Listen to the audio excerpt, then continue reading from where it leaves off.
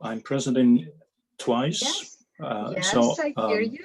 could you allow me to open my microphone, please, on the second device? 1 second.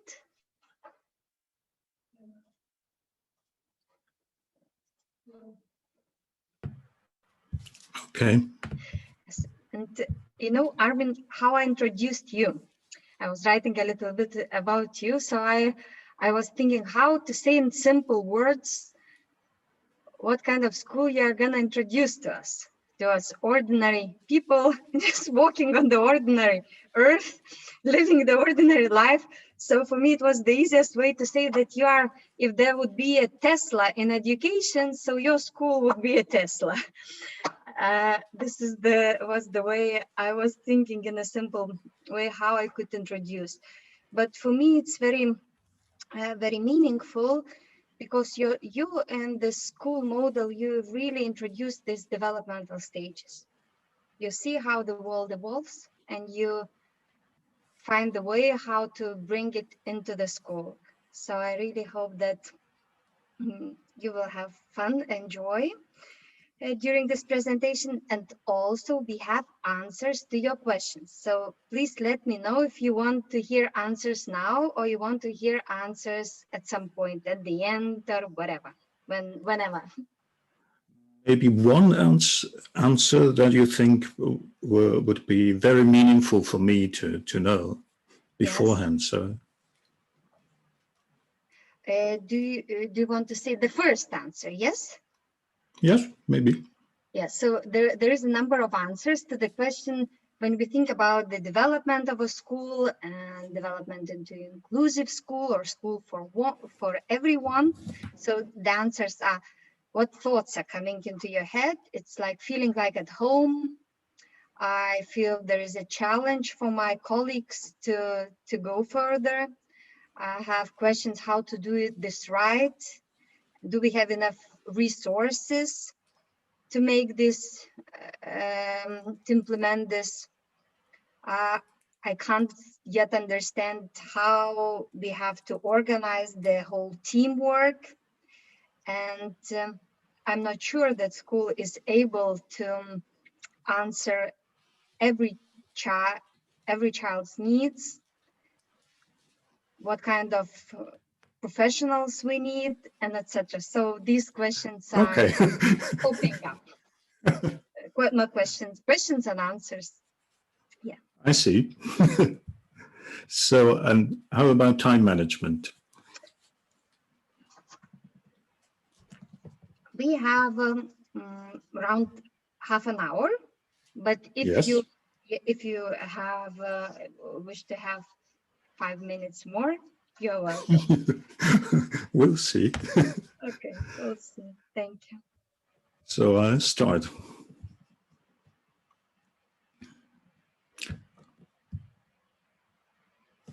Okay, here we go.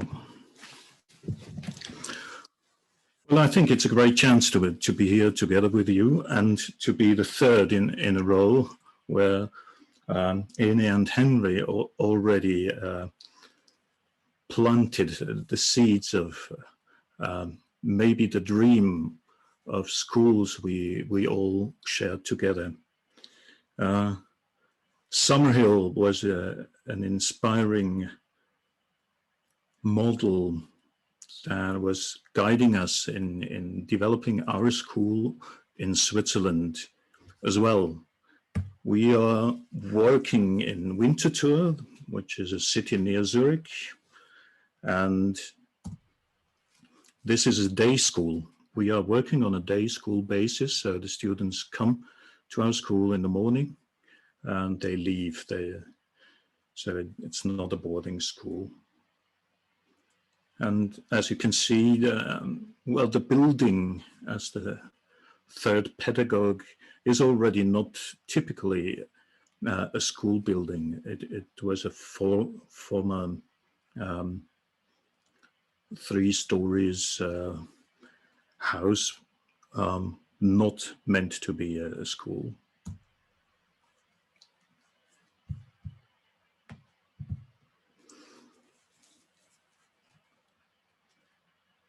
I suppose I don't have to read, you're not expecting me to read in Lithuanian.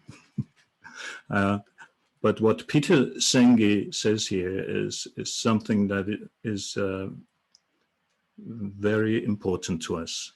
So when I started being a teacher 40 years ago, I was taught that teachers know the answers. And today I would say the most important thing for a teacher is knowing what questions to ask. So, our school was founded in 1959, not by me. It was founded by a teacher who thought it is very important that there is a school that is really focusing on arts, on expressive arts. So not only on academia, but on arts, because he thought in order to support the development of children, arts are very important. Actually, the 32 students, you would say this is a very small school. And we are a small school, and at the same time, we have 32 classes. If you think in classes, every student is a class on his own, his or her own. We are working with students from age 12 to 17, which means other than maybe, as Henry was telling about Summerhill, we are not starting with primary school or kindergarten. Students who come to our school already have quite a school biography.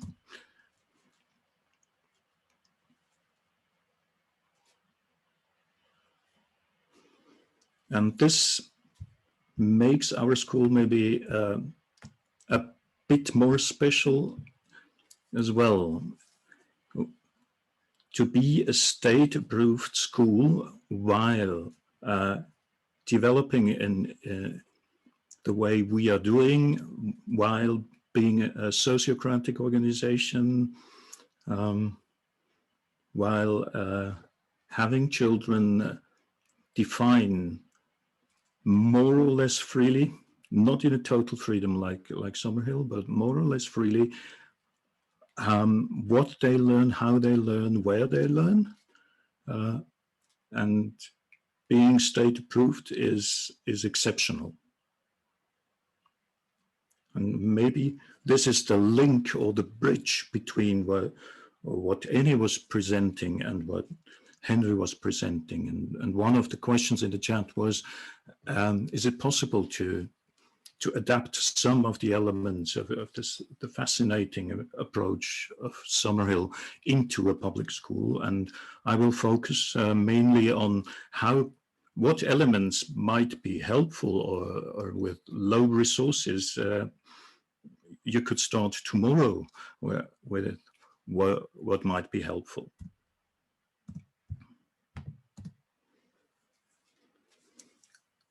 In the beginning, there were classes like in ordinary schools, but after 3 years, when I started as a headmaster 21 years ago in our school, we found that diversity is not a resource when you think same age is the best way to have homogeneous groups of learners, especially the differences between boys and girls in that age span that of our students can mean up to 6 years difference. So we decided, no, if diversity should be a resource, then let's mix everything. So we have 3 teams. We call them learning teams, and they're called by the colors of the walls. So blue, yellow, and red. And since then, it's easier to accept that every human being is unique. Every learner is unique.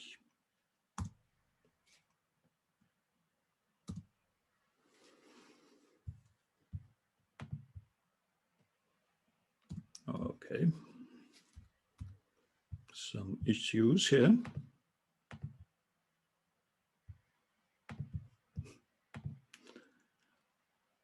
Maybe a surprising slide. When it comes to diversity, it was just, I think it's somehow representative to see. This is the photo of our national football team. And you see the diversity in the football team. And we are almost like a football team.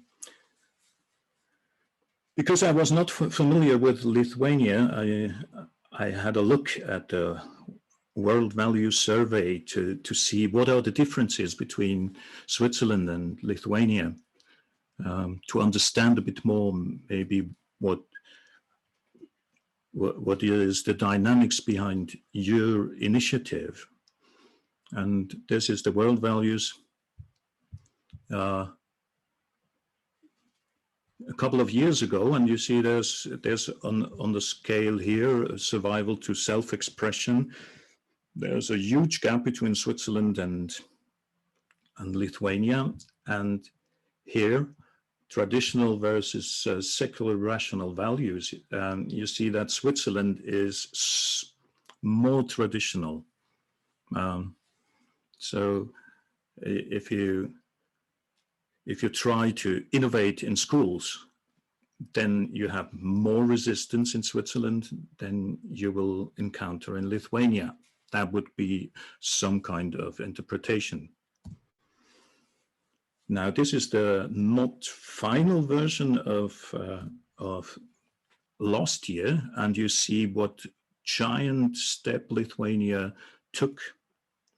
And I guess this is why I was invited here, because you are on a path, on a trajectory that will probably accelerate even, while Switzerland is rather slowing down with political divide, and we face quite some phenomena like as you would see in the United States or in Great Britain, politically and socially. That was just my way to see, to understand the dynamics behind your initiative. So this is a photo of our team, and you see diversity is present not only within our students, it's within our team as well.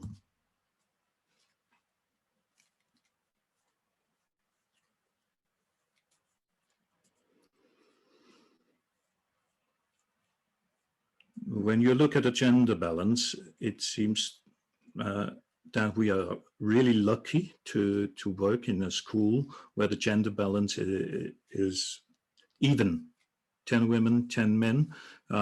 Normally you have a lot more women than men nowadays in schools in Switzerland, but I suppose this applies for Lithuania as well.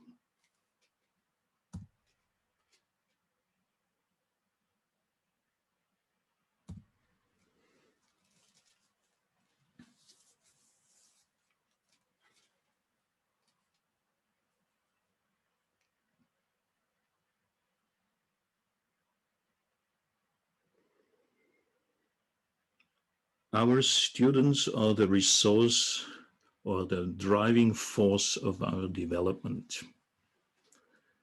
In order to meet the needs of our students, we had to become a learning organization. Otherwise, we would have we wouldn't have been able to meet these needs, overwhelmed by what they bring along with them. And we see a tendency that more and more severe, heavy biographies, experiences in public schools that result in psychological problems. So here's our learning biography. My first encounter with solution focus was in 1995, when I went to a training for a solution-focused coach or brief therapy. And there I learned some sentences like, the client is the expert, which contradicted basically with my belief what my role as a teacher or as an expert was. So, but I found out this is extremely liberating, and the client is the expert would mean that the student is the expert, or maybe the parent is the expert. So in order not to answer questions, I learned that when a student is addressing you with the question, could you please explain how Pythagoras works? And of course I would be able to explain how it works. But the answer would not be, yes, listen, there's a square, triangle, and so on. But to ask, oh, that's an interesting question. What do you already understand from this problem? And then explore what is already within the student, so that I can understand how he or she is thinking and what really would be supporting. So we were happy to be a solution-focused school until we were confronted with a badly traumatized family system by bullying. It was the last resort for this family to find a school where their son could breathe freely or regain access to joy in life. And then we experienced that solution focus is not enough. We weren't able to address the grief, the pain in the family and in this boy. So we learned about nonviolent communication. We had the great chance that some of our teams, including myself, could have training with Marshall Rosenberg himself. And then we trained all the team. And from 2005 on, all the students were trained in nonviolent communication. So it was part of our curriculum to train them in nonviolent communication. In 2007, I was asked whether or not we were able to welcome a student with Asperger's syndrome. And sometimes I was quite courageous as a headmaster, and I said, yeah, I don't know what Asperger is, really, but we will try. And it was really an experience of the limits of our competencies to deal with what it means to integrate a student with Asperger without knowing what it is. So here spiral dynamics integral, the integral approach was very helpful to understand what is helping this specific student. And then we found out, okay, what is helpful for this specific student might be helpful for other students as well. So we changed the whole concept of our school. Now every student has his or her own personal workplace, and not the students change when between math and French or physics, but the teachers change rooms so that they can feel at home at their own personal working place.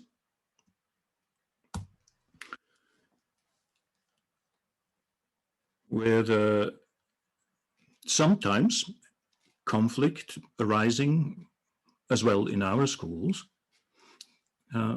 we found that restorative justice circles is the appropriate way to address severe conflicts. And we were training people, some of the staff members, in facilitating this restorative justice circles together with students, and we are happy to have had this opportunity to learn about restorative justice. And finally, 6 years ago, we stepped into a reorganization of the whole school. Henry presented Summerhill as a fundamentally democratic school, and we found, yes, that would be really a dream of ours as well. And at the same time, we found maybe there is one way that suits our environment a bit more, and we decided to go the path of sociocracy, which definitely is one form of a democratic school.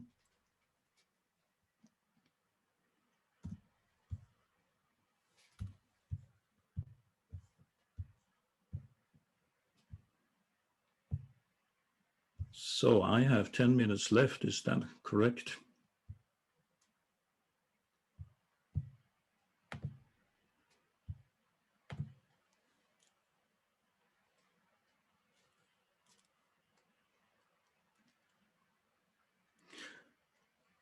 When Irena was speaking about the research she made last year, Yes. she was talking about that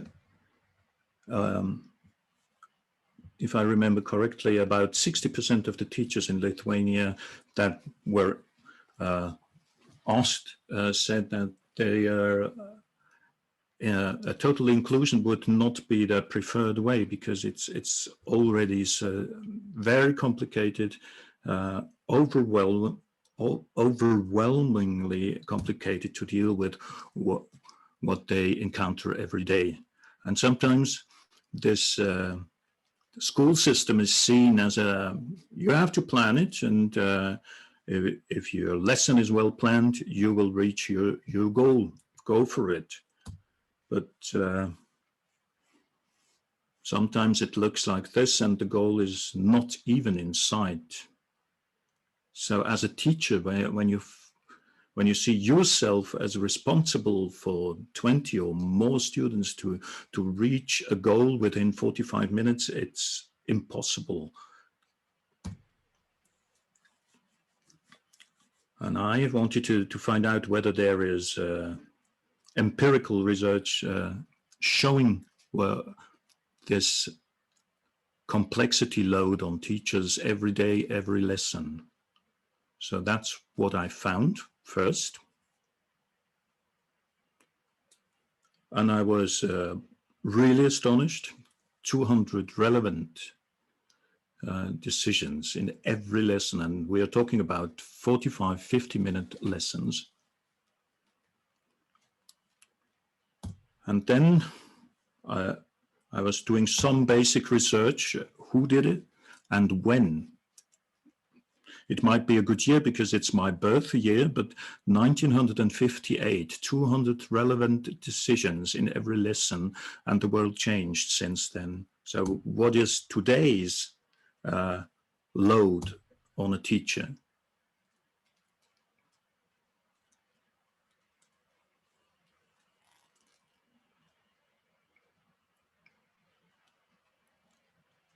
This was done in the United States, and you see from the photo that it is a mixed environment between children of color and white children.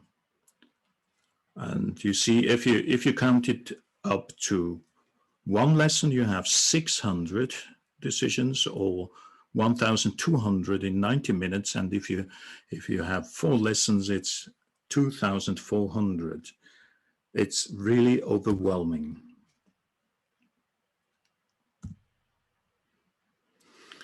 So we focused on how can we support teachers in dealing with complexity. One answer is we have small groups. One other answer is this is our resources meter. Every teacher has one of these rows of colorful spheres, and this is the indication how much of their total resources is subjectively seen from themselves available for the school, actually. So as a headmaster, as a colleague, I see which teachers are more or less stressed or stressed out, and we support them in this moment. Not the teacher who is stressed is asking for help, but we can address someone that we see, no, he or she needs some support. That changes a lot and helps teachers stay healthy.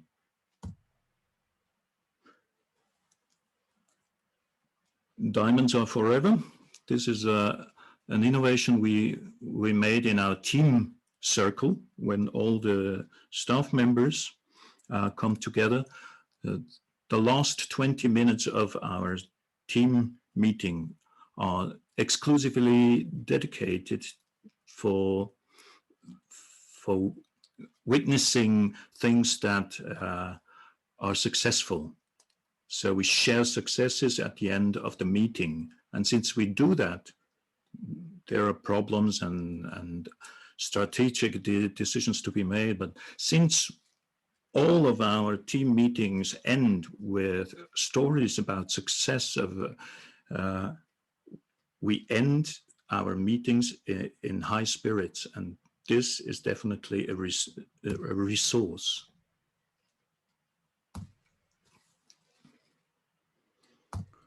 When the world is complex, we need orientation. And as Irena said, with developmental model that came with integral spiral dynamics integral. This is an overview. We see that the development of every human being and group of human beings comes in stages, and no one and no organization is one color only, but there are distinctive stages in development. So in order to address these stages, we decided to design our own symbols for these stages.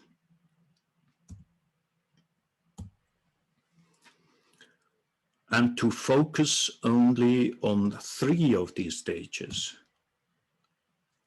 on the blue, orange, and green stage,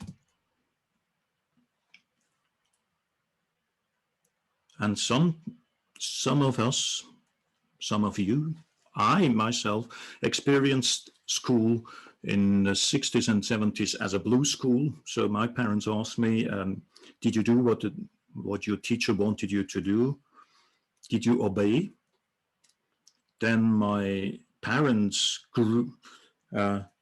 developed into orange, and they asked me, did you have a test at school? And they wanted to know whether or not I was above or below the average result in the class. I, as a parent, asked my daughters, do you feel well at school? Do you have nice colleagues? A nice teacher? This would be green. Basically, schools are blue-orange organizations with teachers that are mainly motivated by green needs or forces. So that might be an explanation for the difficulty that we encounter every day. We formed a triangle, and this triangle is spreading throughout the school. Whoa, this was too fast.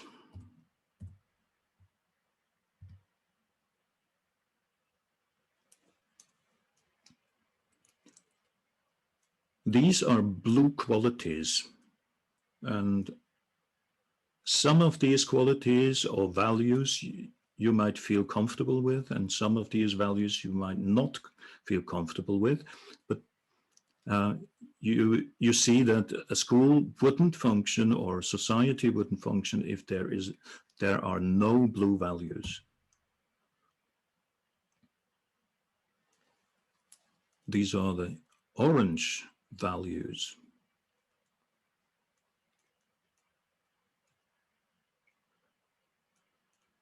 Switzerland is a country that is mainly operating in orange. So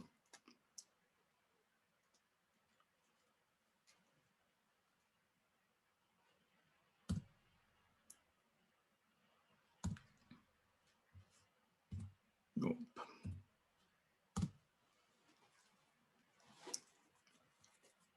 And these values might be best in harmony with your motivation to become teacher or to be engaged in school, in education.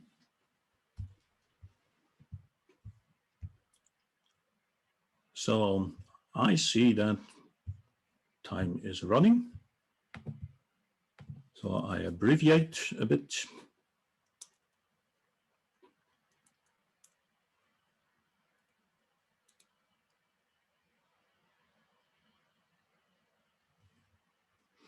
And how can we achieve this? You see here, as an instrument of personal feedback, we have these scales, and students can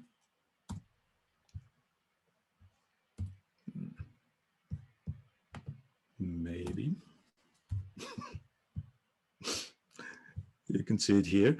The blue is student self-assessment of his or her day, and he can ask a colleague for external evaluation of how did we encounter you, so that this self-reflection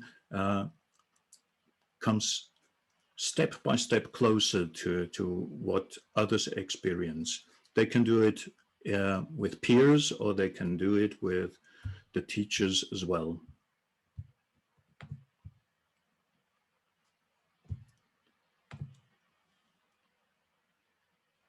Our way to address conflicts with rules, when it comes to rules or discipline. So you may know that you have this experience when a teacher does not know how to deal with a student who is in permanent conflict with the rules. They send this student to the headmaster. So that was my role, for 15 years. So I was the one to welcome the student who was sent to the headmaster. And this is a kind of pattern breaking of these talks. So assume Paul was sent to me because he had a conflict with an important rule in our school. And what I would do is not tell him that he is not allowed or that he should know the rules, but we start a mind map with the social connection. We don't talk about what happened. We just start the mind map. And in the next step, we look at, my computer does not want to cooperate. In the next step, we see who are the main persons. And after 20 minutes, the student tells me what are the qualities that these people see in you, why they think you are an important person, you are a good colleague, you are a good football player. And it's not astonishing that you see school and teachers, there's a question mark. This student, Paul, has no idea whether or not the teachers see qualities in him. So without knowing that teachers see qualities, how could he have a connection to his resources to change his behavior, to be in connection? So we take a 1 week break and we meet again for 20 minutes, and his homework was to find out what do teachers and others see as qualities. And then we decide, if you look at the qualities, what will be helping you next time you come to a similar situation that brought you here? What qualities that you already have will help you to change your decision, to find a constructive way out of a potential conflict situation? Now I jump to how is our school working?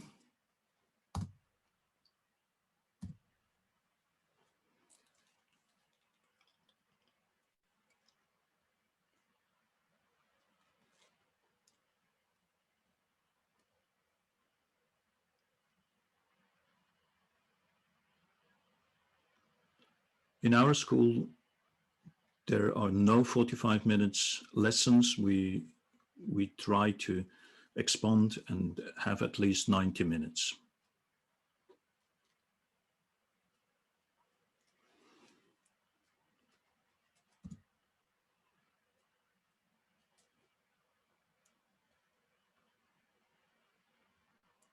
In the afternoons, you see really a broad range of offerings in arts, in music, in sports, in individual learning.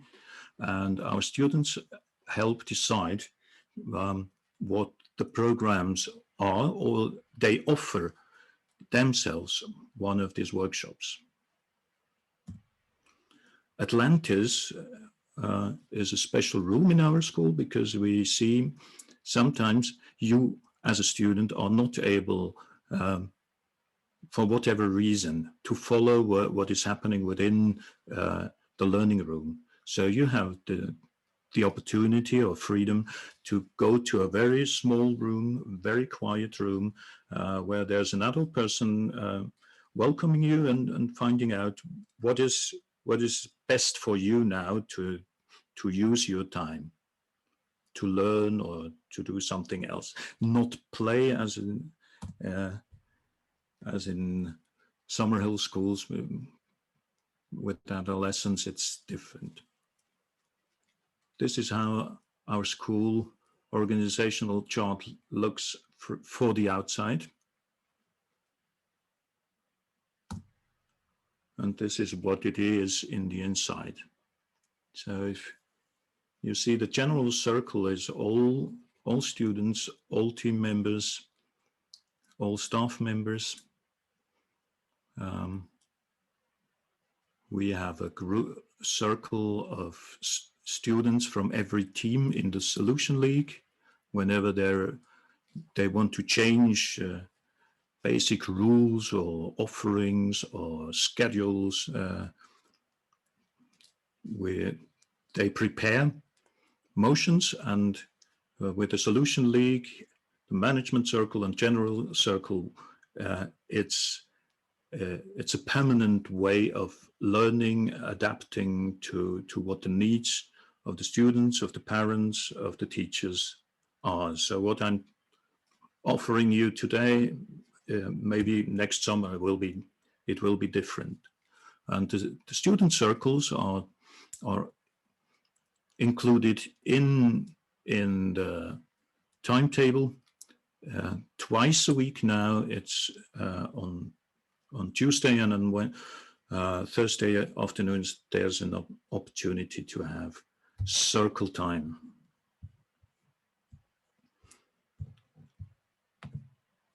And that's how it looks like when there's a school circle. The girl on the left side is the facilitator of the circle, not the teachers. The teachers sit with equal voice in the circle, but it's the students who lead this circle. I end with some impressions of how learning and working in our school looks like.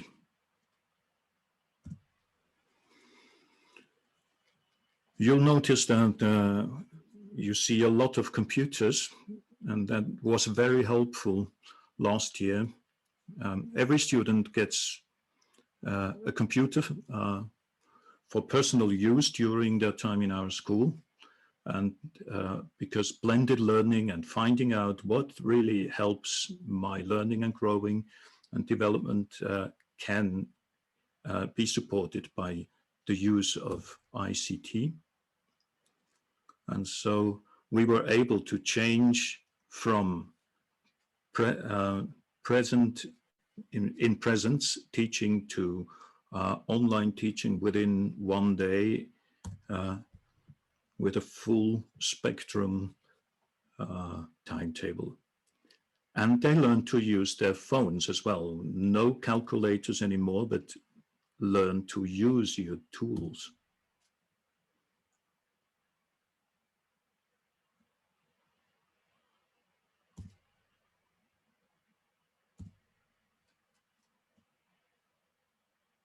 They learn to present.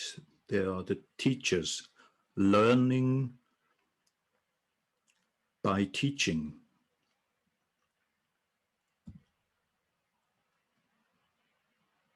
Experimental learning. And what is very important part of our concept is that every student gets at least 40 minutes of one-on-one coaching every week. So there's the situation between the teacher and the coachee. The students choose the coach according to their preference. So they choose the adult person that they think would help best. Here I am with one of our miracle students. Nikolai came to our school last year of age 15. His performance in mathematics, for example, was the performance of a third grader. Addition, multiplication was working, but nothing else. He was spared of learning foreign languages. Now, within 1.5 years, he is now up to date with 7th grade, which is really an impressive miracle. That is one of our all over school diamonds, that it is possible if the environment is supportive enough. And people are not stigmatized but supported within their need to develop, then it is possible to beam a student up from 3rd grade to 7th grade within 1.5 years.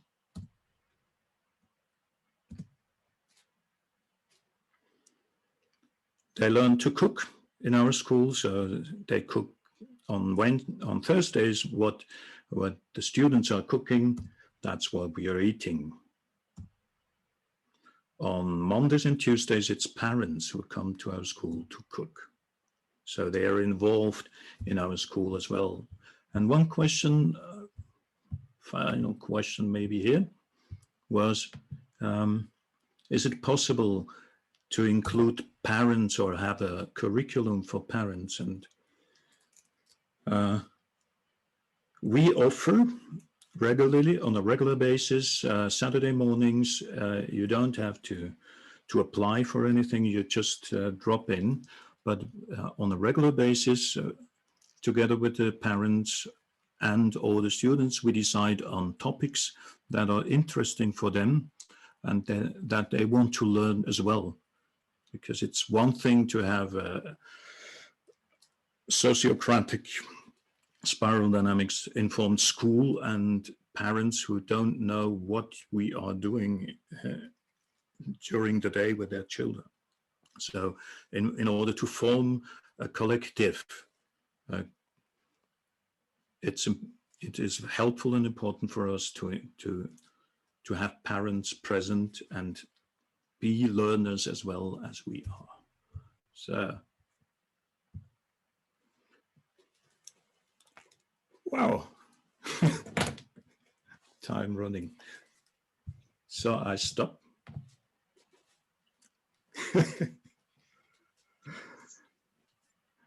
There are a few questions for you, Armin. Yes. But also my question is, what do you think? Where is the main success or the core idea or the heart of your school? What is the most important thing for you in the school?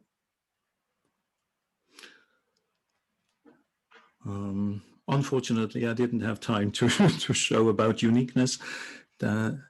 I think what I would, it is this longing to have an environment where every human being is seen in his or her uniqueness,